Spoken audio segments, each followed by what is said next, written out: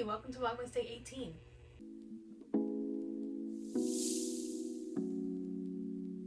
So we talked about my 10 least favorite books of 2025, and today we're going to talk about my top 25 books of 2025.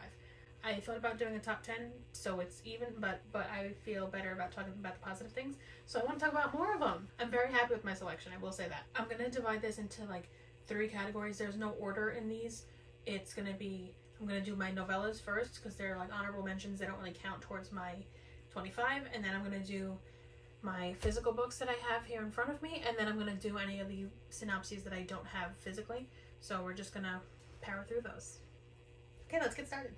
I do want to preface this by saying that I have a little bit of PTSD, so every time I hear a slight noise that sounds like the camera stopping recording, I panic.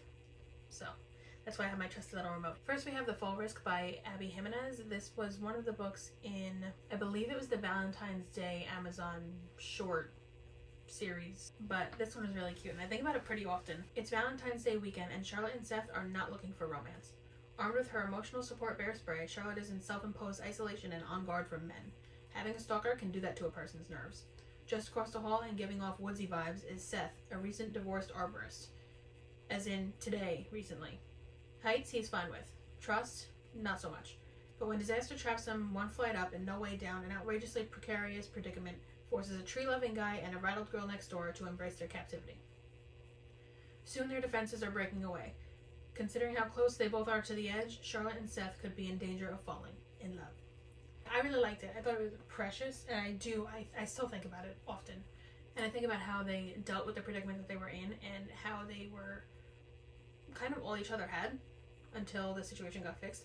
It was a very sweet story, and if you need a novella to finish up your reading goal for the year, I highly suggest this whenever you're into cutesy. Next we have The Honeymoon Crashers by Christina Lauren. I read The Unhoneymooners years ago, and then I just went back. I was in a little bit of a Christina Lauren kick for a minute, so I went back to read this one, and I regret nothing. Amy is determined to break the Torres family wedding curse. Her own disaster of a reception ended with all the guests getting food poisoning, and she left her cheating husband soon after. But even though she's still processing her own divorce, Amy won't let her twin sister Olive's day be anything but perfect. Olive may think she wants a private ceremony in Maui, where she and her fiancé Ethan first fell in love, but Amy knows better and secretly flies the whole Torres family out to surprise the couple. Now she and her meticulously organized binder have less than 2 weeks to get everything together for the big day, thousands of miles from home. Enter Brody, Ethan's best man, who happens to be living in Maui and insists on helping with the preparations. His playfully elaborate schemes and happy-go-lucky attitude are the last thing Amy needs. When sparks start to fly, could it derail all her carefully laid plans? We have one more novella, and then we'll move on to the actual full-length books, and we'll start our list. Our third novella is Hot for Slayer by Allie Hazelwood. I was very happy with this. This was part of the Scared Sexy collection that Amazon released around Halloween, and this one was my favorite. It was the first one and my favorite one, which was kind of disappointing because I love Allie Hazelwood, so I wasn't expecting anything different, but to start off on such a strong note and then kind of like dwindle, I was very sad that I didn't like the other ones, but regardless. When a vampire slayer loses all his memories, the only person who can help him is the vampire he's tried to kill for centuries in this unforgettable short story. I don't remember how to say her name. It's very long, and I'll spell it for you. When her name is Aethelthyth, but she goes by Ethel. When Ethel finds her sworn nemesis Laszlo, I think his last name is Inyeti, I could be wrong, with no memory of who or what they are, an ancient hunt becomes an unexpected chance at forbidden passion. He's crouching on her couch, solving her Sudoku puzzles, and looking at her like she's his eternal flame, minus the whole bursting into ashes part. As his memories slowly return, Ethel realizes she might be in danger of losing more than just her head. It was good. It was good. It was a good spicy time. I had a fantastic time. Okay, now I said we were going to do physical books first, right? Okay, so let's put this down.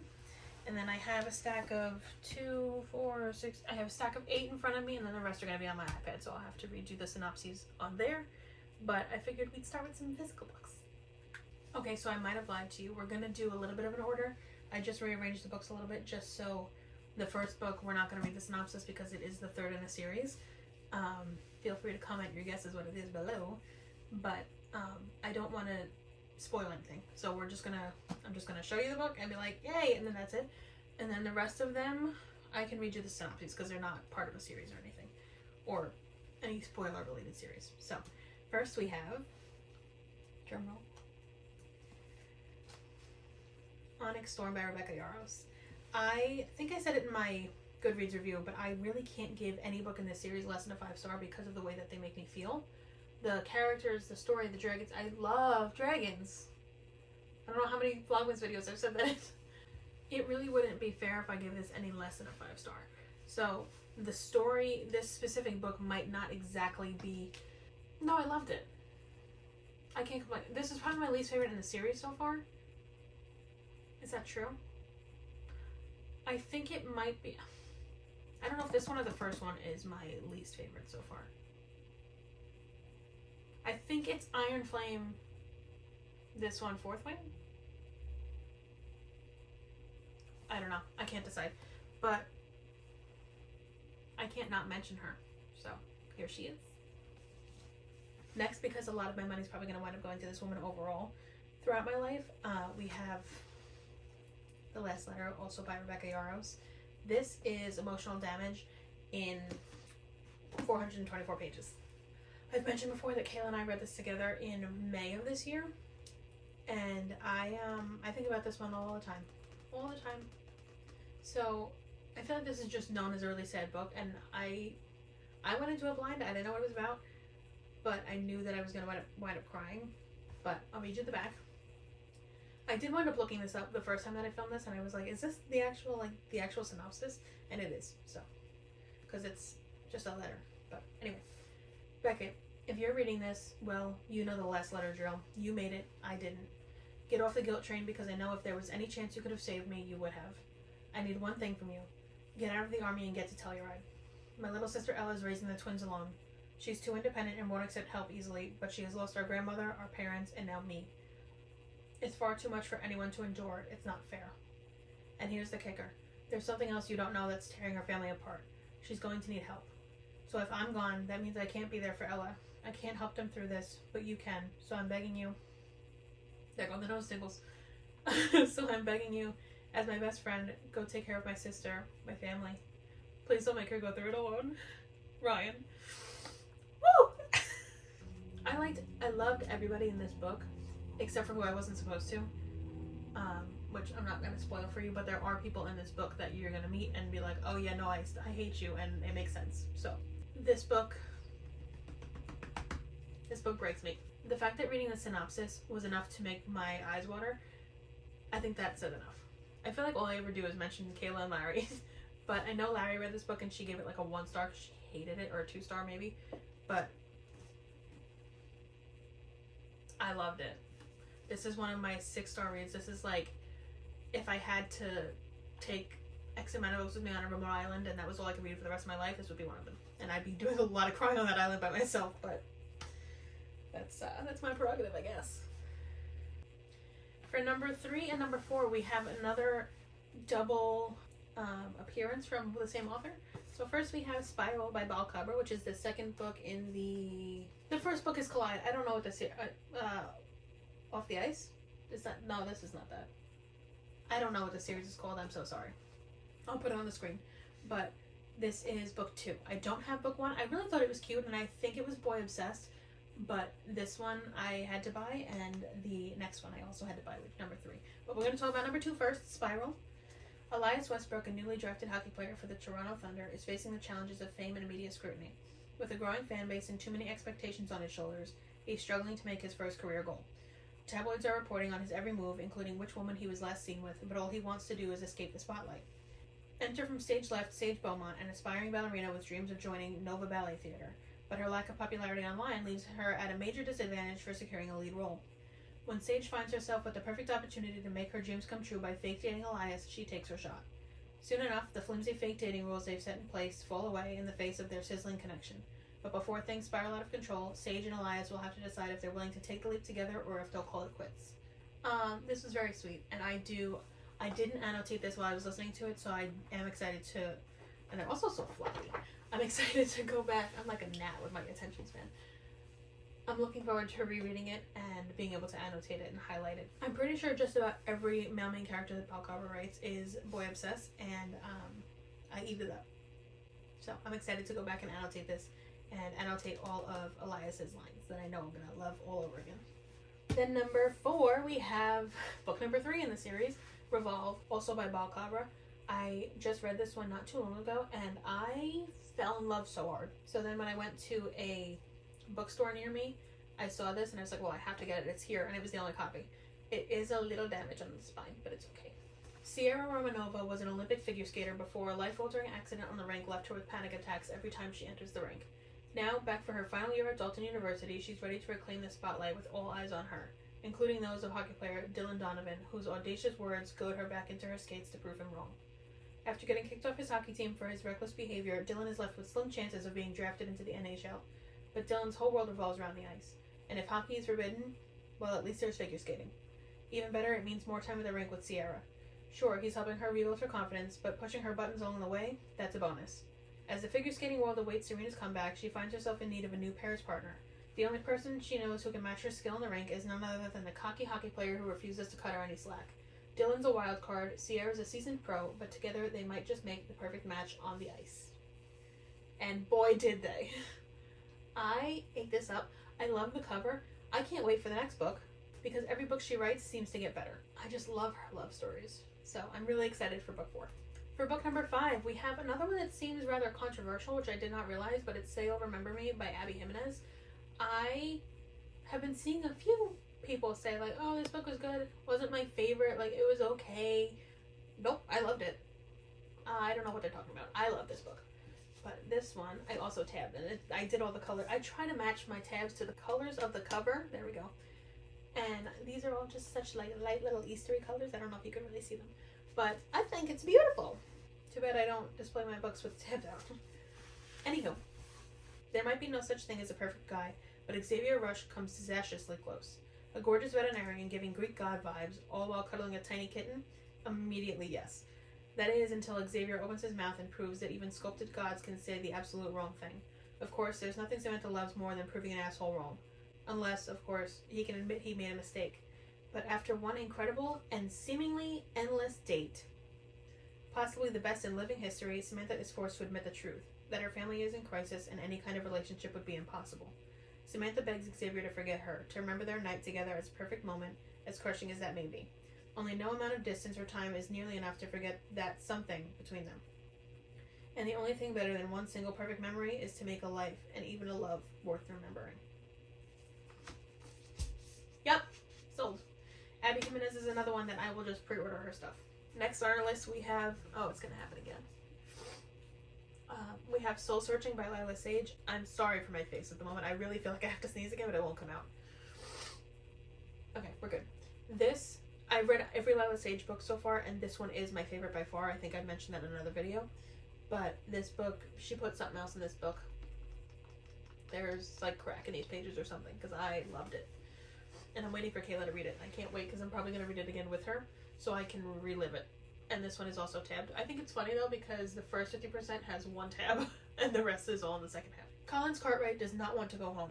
Sweetwater Peak, Wyoming was supposed to be in her rearview mirror, but when she finds out a developer is trying to buy her parents' antique shop out from under them, she doesn't have a choice. At least, that's what she tells her family. They don't need to know she's lost her job and is out of money, or that the ghosts who have always been her companions have recently gone silent. But just because she's returned home doesn't mean she has to stay with her parents or crash on her twin sister's couch. Lucky for her, the new-to-town upholsterer has a room up for rent above his store. Unluckily, it is absolutely crawling with more ghosts who are freezing her out, and Collins hates being ignored. Brady Cooper is absolutely and totally fine. Seriously, there's no secret reason why he decided to uproot his life and suddenly move to Sweetwater Peak. He just needed a change of pace. At least that's what he tells himself, and everyone else. When he agrees to let the elusive Collins Cartwright stay in his spare room, he doesn't know she's absolutely bonkers, constantly talking to herself and having conversations with no one. And he doesn't know she looks like that. But as they begin to get closer, the lines between them start to blur, leaving both of them, and the ghosts who have been pushing them together, wondering whether their temporary arrangement could be something more permanent. I loved it. I loved it.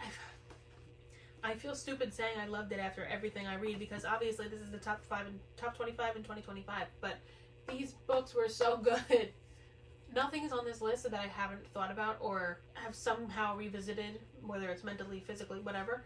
This is one of the books that I pre-ordered because I have the entire Rebel Blue Ranch series. Do I? I'm so lying. I've read the entire Rebel Blue Range series, but I don't have them physically. But this one actually came out the day after my birthday, so I was like, okay, well, happy birthday to me. I want it because the concept just sounded so good. And I was right. So here we are. Next, we have Morbidly Yours by Ivy Fairbanks.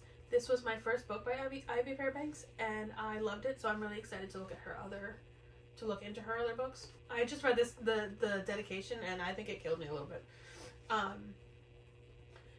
Morbidly Yours by Ivy Fairbanks. Dedication made me so sad. I'm emotional right now. I don't know why. But the dedication says, "To my mom, there's a confession I must make. During middle school, I stole every shirtless cowboy romance novel from your nightstand that you warned me not to read. Miss you every day, and I hope this makes up for it." That just rips my heart out of my chest. Painfully shy, Callum Flannelly would rather dive into an open grave than take a stranger to dinner. But he can only inherit the family undertaking business under one condition. He must marry before his 35th birthday. Texan animator Lark Thompson moved to Galway. Texan animator Lark Thompson moved to Ireland to restart her life and career, not be reminded of losing her husband by moving in next to a funeral home. But when she learns of Callum's dilemma, Lark's certain she can help him find the one, even if she's sworn off love herself. Though as the dating project progresses and Lark spends more time with straight-laced, sarcastic Callum, he starts to crack the ice around her grieving heart. And the more joy that vivacious Lark brings to Callum's grey existence, the less he can imagine letting her return to Texas. If they think they can ignore their connection, they're dead wrong. He gives touch her and die, and I love that. We love Callum. A Love in Galway novel? Is it Galway or Galway? I don't know. I'll have to look it up. I'm pulling up a YouTube video. Please hold. I'm thinking of that Ed Sheeran song. Galway girl. Galway. Okay. Galway, like always. Galway. She moves to Galway, Ireland. Now that I know that I'm saying it right. Okay. This was another one that I have to go back and tab. So, some of my books look so naked. We'll rectify that. And then for the last physical book that we have Left It Forever by Tara DeWitt. I know everybody's very surprised, but this one is one that I also read recently and fell in love. I think the best way to summarize it is, all I know is that if I found out heaven was real and got there first, I'd hang back in the waiting room and save you a seat.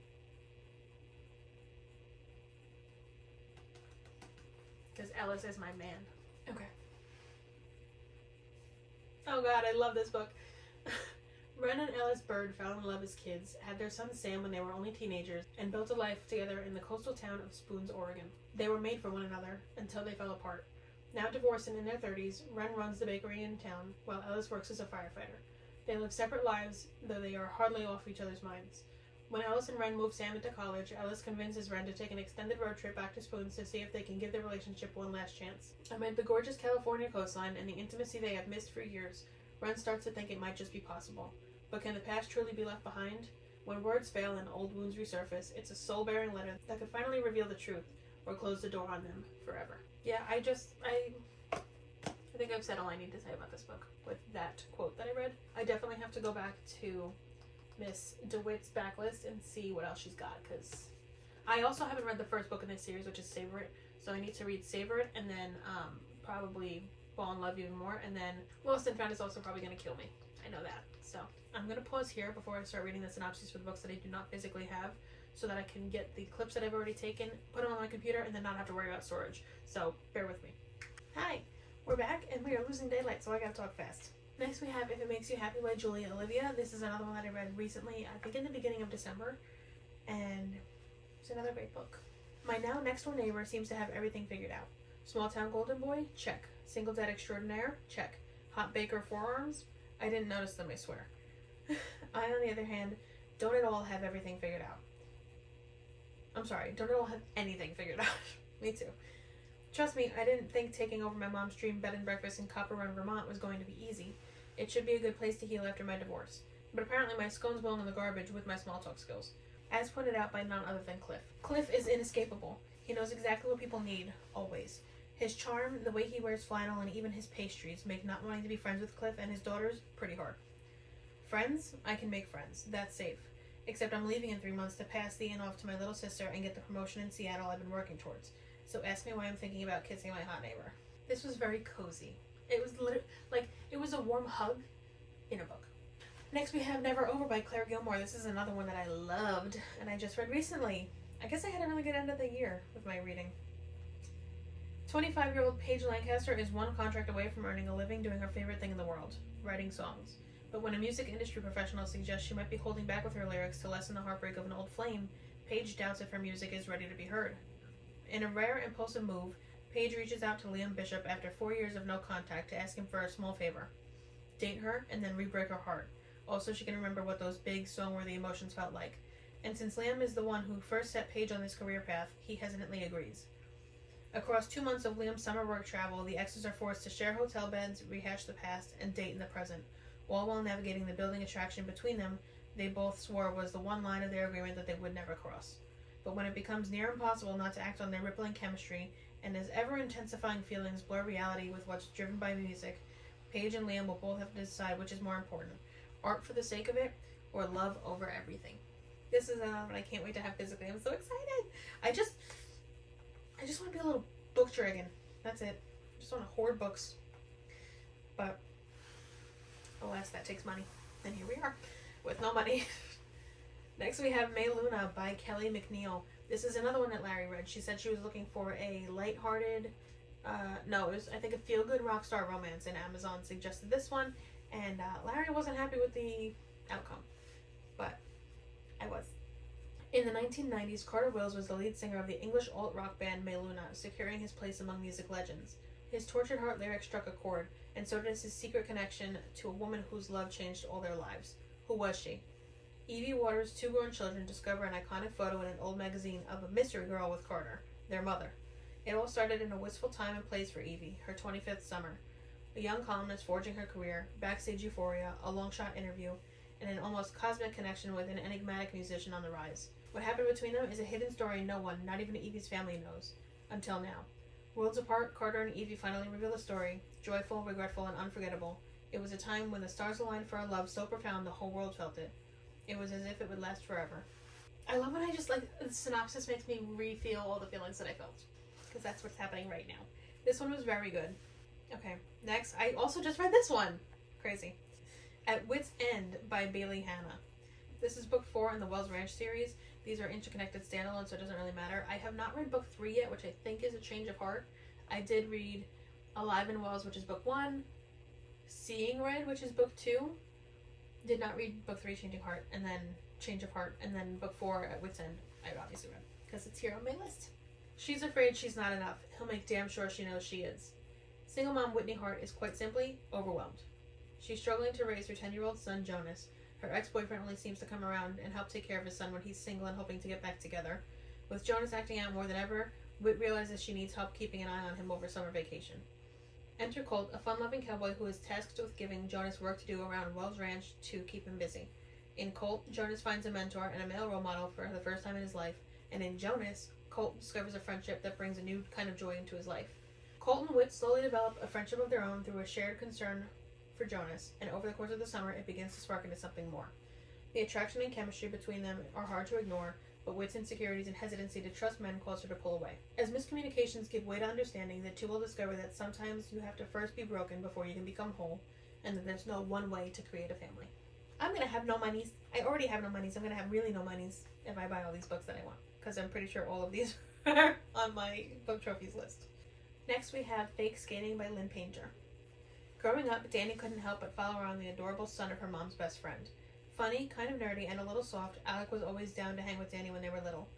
From playdates on the playground to sneaking into movie theaters, Danny and Alec were inseparable, until Danny moved away. Alec promised they'd stay in touch, except they didn't. Flash forward and Danny is back in Minnesota for her senior year, she and her mom living with her grandfather. Dealing with the fallout of her parents' devastating divorce, Danny wouldn't mind a nerd out with the cozy and comforting Alec, and maybe a chance to confront him on his MIA status for all these years. But teenage Alec is nothing like the kid Danny remembers. He's a hockey star in a town where hockey players are worshipped as gods. Danny's place as his shadow has been taken up by drooling female fans, and he loves it. Danny is resolved to ice out her former best friend until an unlikely series of events brings them together and forces them to fake being a couple. Once forced together, the former childhood sweethearts begin to reconnect, unearth complicated family secrets, and face their true feelings towards each other, including the real reason Alec has been pushing Danny away all these years. All of Lynn Painter's covers are so cute. They're so simple, but they're so cute. Next we have Direbound by Sable Sorensen, which is the first book in the Wolves of Ruin series. The next book is coming out in 2026. Marin Cooper has always hated the Bonded, elite warriors who form mental links with the massive, vicious direwolves they ride. While they live in luxury, Marin struggles to keep her family out of poverty. When her little sister Sayla is kidnapped, stolen across the border by the immortal monsters her country has spent centuries fighting, Marin's world falls apart.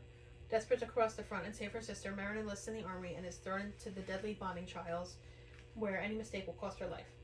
Now Marin must survive 4 months of training at the castle. She is bound to a feral direwolf who refuses to communicate.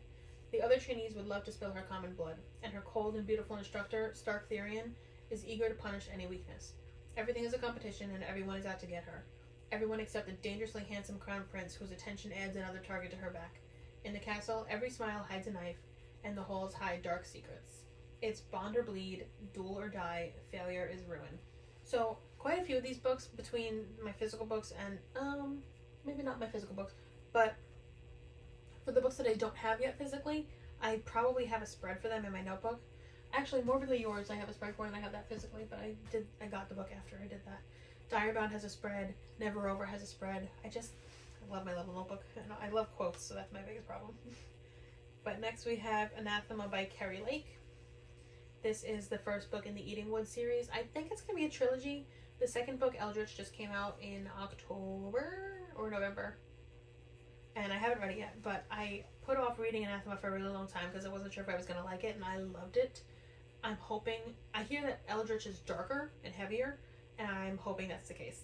Because I remember it also took me a while, like, the romance didn't start immediately, because, again, it's a series, it's not just the one book, so I had to kind of wait. I love Zavander, so I'm hoping that there's a lot of him in Eldritch. Only the banished know what lies beyond the woods. There are whispers about woodlurks in Witchnell, the forest where sinners go to die. The villagers call it the Eating Woods because what's taken is never given back. Only those who have lost their senses would dare to go near it. Or the banished. Mavis Bronwick knows better than to breach the misty labyrinth of trees, but a tried turn of events compels her beyond the archway of bones, to a boundary no mortal has crossed before, one that cloaks a dark and fantastical world that's as dangerous as it is alluring. It's there that he dwells, the cursed lord of Eidolon. I don't remember how to say it, I'm sorry. The one tasked to keep her hidden from the mage hood that seeks to crucify her in the name of an arcane prophecy. Zavander Rydane, known to his prey as the Scorpion, is the coldest, most calculated assassin in all of Etheria, and he'd sooner toss his feisty ward to a pack of vicious fire drakes than keep her safe. If only he could. Mavis' blood is the key to breaking the despised curse and vanquishing the slumbering evil in Witchnell. Unfortunately for Lord Rydane, fate has other plans for the irresistible little enchantress, and his growing obsession with her threatens to destroy everything, including himself. There's a specific scene in this book that lives in my head rent-free. Yep, and I'm pretty sure Anathema also has a spread in my notebook. But we're not going to talk about that scene because it's a spoiler, so we're just going to proceed with my list. Beg, Borrow, or Steal by Sarah Adams is our next book. Sarah Adams is another one of those authors that 9 times out of 10 I really like her books. This is part of the Rome, Kentucky series, and I believe the last book is In Your Dreams, which comes out on the 30th of this month, so I'm really excited for that one too. Emily Walker hates having her carefully crafted world disrupted by anyone, most of all her legendary nemesis, Jack Bennett. He's the opposite of the wonderful heroes she dreams up in her double life as a romance writer, which is why Emily was perfectly happy when Jack left Rome, Kentucky mid-school year with his fiancée. The last thing Emily saw coming was Jack's return at the start of the summer after calling off the wedding and ending his relationship, but he's here to stay, as her colleague and her neighbor. Jack is glad to be back, eager to renovate his house and work on the next mystery novel under his best-selling pen name, but when he realizes he's now neighbors with the one woman who has always pushed his buttons, he discovers something he's even more excited about, thwarting Emily and her petty plans to sabotage his return. With their chemistry-fueled animosity at an all-time high, Emily accidentally sends an email to their school's principal that could reveal her secret literary side hustle. She needs to steal back her manuscript, and Jack, she hates to admit, is just the man to help her. Surprisingly, he agrees. Will their unlikely alliance put an end to their rivalry, or could it lead to a steamy plot twist they never saw coming? I don't remember a ton about this book, I won't lie to you. But I think I remember the events that led to her accidentally sending the manuscript to the principal, and that was fun. Next we have Mr. Broody by Piper Rain. This is the second book in the Nest series. These are, again, interconnected standalones, and there are 5 books. I'm pretty sure I read them all, but this one was my favorite. I've loved Henry Hensley since I was 7 years old. We've gone from best friends to lovers to nothing. To most people, he's Chicago Falcons starting right winger and hot single dad, but to me, he's my first boyfriend, my first kiss, my first love. 8 years ago, that all changed when our lives took us in two different directions. Our breakup almost broke me, so I kept my distance until our hometown called me back to where our story began. I promised myself a quick visit to help my family out, and then I'd leave town before he even knew I was back, which should have been easy. He's way too busy being a professional hockey player and raising his son to ever find out. Of course, I'm only in town for a week before I run into him, and one thing is clear from our brief encounter. Henry wants to hash out our past, whereas I'd rather forget it. But my plan really goes up in flames when I take a temporary substitute teaching job, and on day one, his son walks into my classroom. Boom. So, I could do that to Boom, personally, but also Boom makes me think of, Gibbsy. Okay, we have 2 more consecutive books in a series by the same author, obviously, for the next 2. So the first one is book 1 in the Oakwood Bay series by L.E.K. Wild, Only in Your Dreams. If he can prove he loved her then and he loves her still, this time might be different. 10 years after one of the most heartbreaking nights of her life, Melody Woods is back in her small hometown of Oakwood Bay, broke, jaded, and unceremoniously dumped by her big city boyfriend. To top it all off, her twin brother Parker is pushing her to take his spot on a camping trip with the one guy she spent a decade avoiding. For college football coach Zach Porter, his best friend's twin sister Melody has always been off limits. And after fumbling his chance 10 years ago, a devastated Zach was sure he'd lost Melody for good. So when Melody shows up at the campsite instead of Parker, Zach realizes that now is the time to prove to her that they were always meant to be, no matter how long it takes to make up for his teenage self's mistake. Reeling from the truth of her last relationship, Melody plans to stay in town just long enough to get back on her feet. Then she's gone again. Meanwhile, Zach is facing an uphill battle to coach his team to its first winning game in years, to show Melody how she deserves to be loved, and to keep Parker from ever finding out. Maybe then, being with her will be more than just a dream. I remember the camping scene in this one vividly, and that one also lives in my head and my heart rent-free.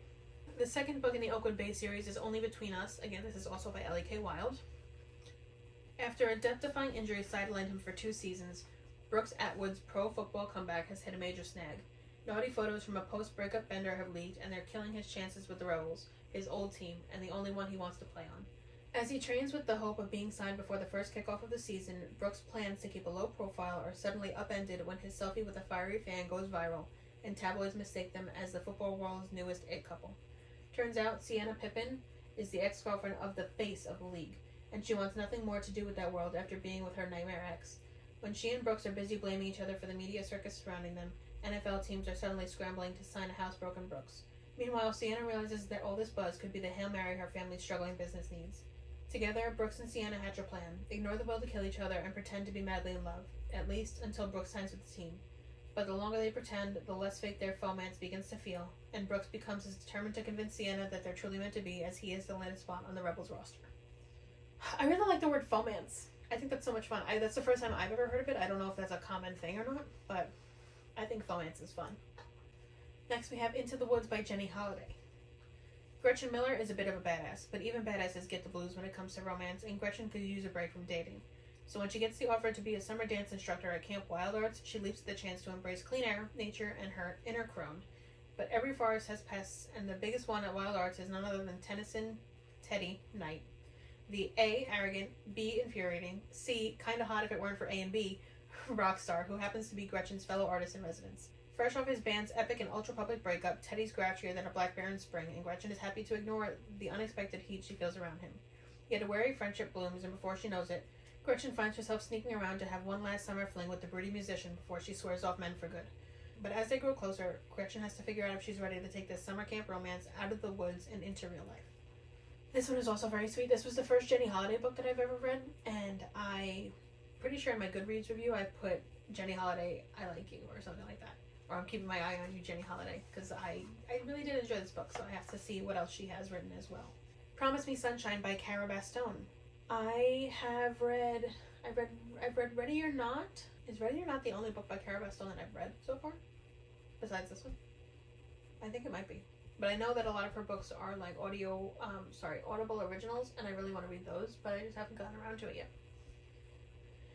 Lenny's a bit of a mess at the moment. Ever since cancer stole away her best friend, she has been completely lost. She's avoiding her concerned parents, the apartment she shared with her best friend, and the ever-laminated live-again list of things she's promised to do to survive her grief.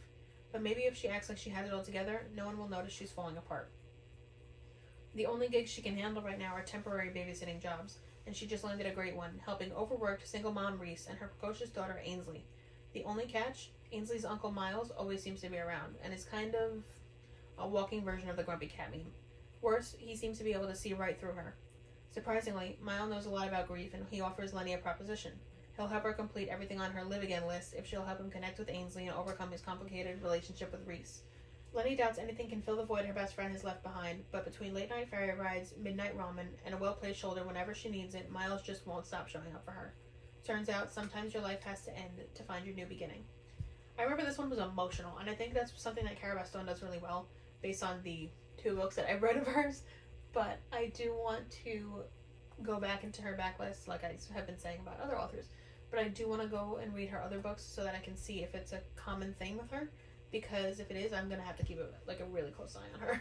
But I really enjoyed that one too. Okay, this one's another controversial one that I've seen people say that they loved or hated. But The Love Haters by Catherine Center.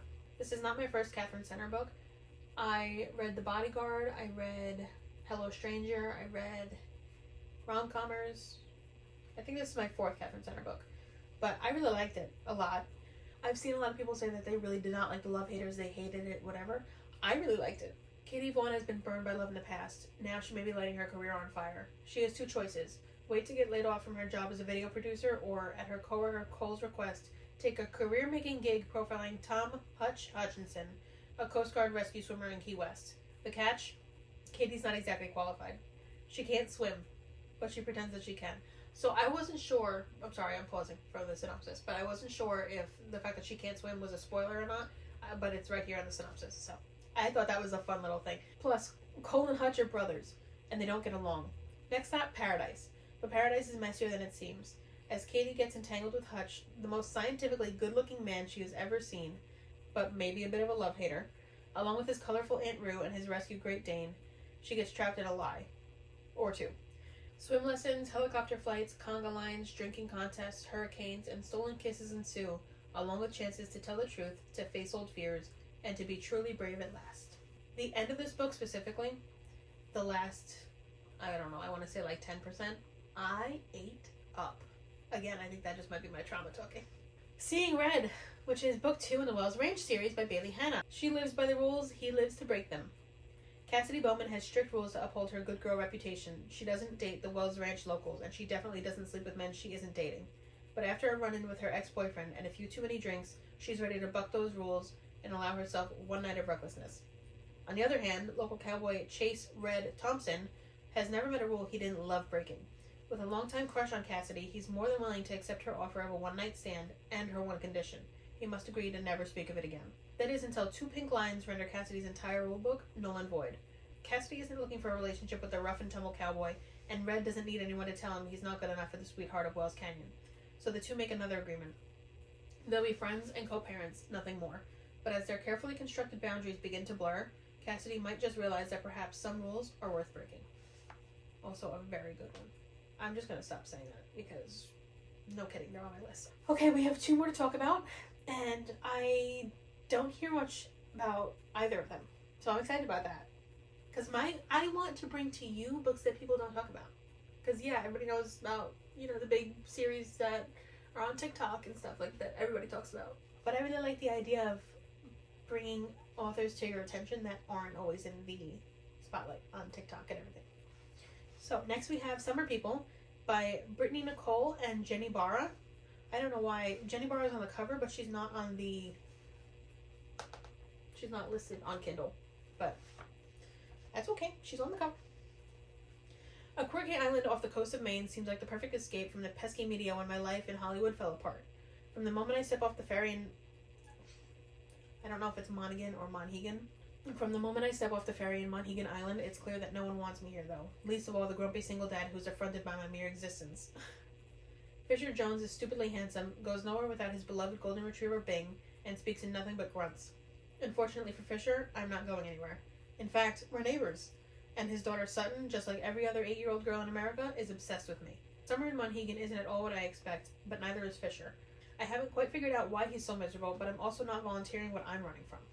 All I know is the Islanders aren't the only ones warming their way into my heart, though I suppose it won't matter how I feel if my past catches up to me. Maybe I'm destined to be nothing more than summer people. I think in the last time I filmed this video, I said that summer people is like a slur in this book because nobody wants to be a summer people. But anyway, last but not least, Garen Park by Nordica Knight is the last book on this list. It's book 1 from the From Nothing series. I've only read the first book so far. I am planning on continuing, but the first one was available on audio, so I just grabbed it right away. When Devon Sawyer desperately searches for his brother in the middle of the night, beaten and broken, he finds Maddox Kane instead. With his dad on his trail, he has no choice but to stand on his enemy's doorstep and let Maddox help. Maddox has never seen Devon as vulnerable. Living in Garen's trailer park means families dole out discipline on the regular, and violence is a part of life. But something about how far Jim Sawyer takes at this time has Maddox unnerved. Rivals in motocross, work, and life itself, they're forced to work together for one night. Perspectives change, and their friction morphs into something unexpected. Hatred turns to lust, tensions switch from hostile to aroused. While their competitiveness remains, their dynamic shifts. Their acceptance is anything but graceful. Two guys who come from nothing, with very little to look forward to, find themselves craving each other in new and fiery ways. Reluctantly. This was really good. I liked it. I wasn't sure what to expect. I heard about this book from Oh Hey It's McKay, and she mentions this book all the time, so I was like, maybe I'll give it a shot. And I liked it. I really liked it. I liked the like the masculine grit to it, and that reluctancy. It was fun to read. That's it. Those are all 25 of my top 25 for 2025. I am really happy with this list. I feel like there's a good variety here. Maybe not in genre because it's all romance. It's all romance or romantasy, but thrillers don't really do it for me yet. So maybe I'll get there. Maybe I'll kind of venture out into thrillers and other genres more this upcoming year. Probably not, because I am a romance girly through and through. But I'm really happy with the variety that we have here. I'm just really happy that I found books this year that made me feel the way that these books made me feel, and I'm looking forward to finding more in the next year. Every year, I just get so excited when I find books that make me feel like these books did. So, do. But anyway, that's it for Vlogmas Day 18. So, thank you for watching, and I will see you tomorrow.